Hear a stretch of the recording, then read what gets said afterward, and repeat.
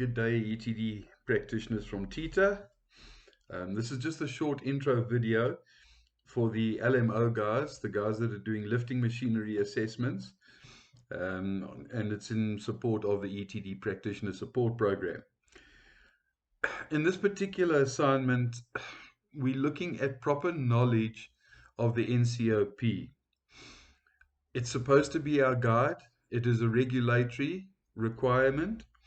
And we need to be assured that we are doing what we should be doing in complying with the requirements of the NCOP. As assessors and particularly moderators, we should be guiding appropriate practices and be able to enlighten people like providers, learners, and even employers who are not all that familiar with the NCOP and the requirements. This assignment was taken from a number of different examples that I have come across over the years, and they're certainly not uncommon. These are just a few of the many that I have come across during the moderations that I have carried out. When you do this particular assignment, please read the questions carefully. Keep your NCOP close beside you so that you can refer to it if you need to answer questions. Remember, the NCOP is also part of the driven machinery regulations, which you will also need to refer to in specific when it comes to definitions and so forth.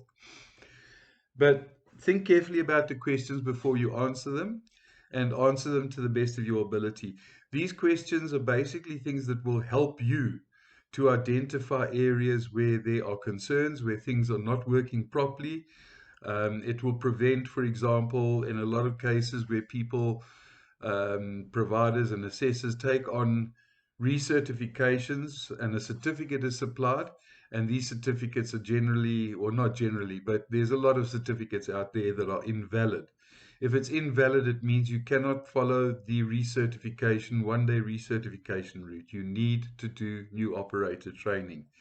If these people are employed, it is the employer's responsibility then to do whatever they feel is correct in addressing the issue of the previous invalid certificate.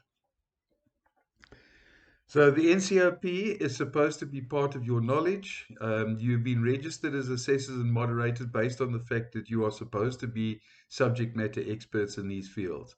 Now, for that to happen, if you're going to be a subject matter expert, then we need to make sure that we know what is going on in the NCOP and what its requirements are.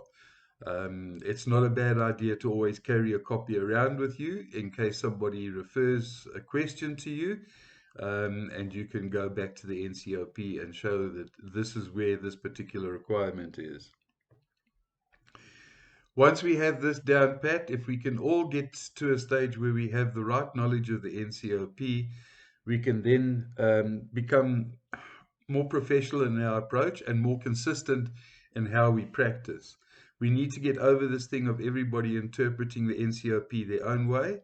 And to this end, please think about what you are answering. And remember, we're not trying to get anybody caught out. The whole idea here is for everybody to be working against the same information. So if there are any inquiries or anything, you know my number. You can WhatsApp me, you can email me. You can phone me. It's up to you if you have any problems or issues. Good luck with this assignment. Hope it goes well, and look after yourselves. Thanks, guys.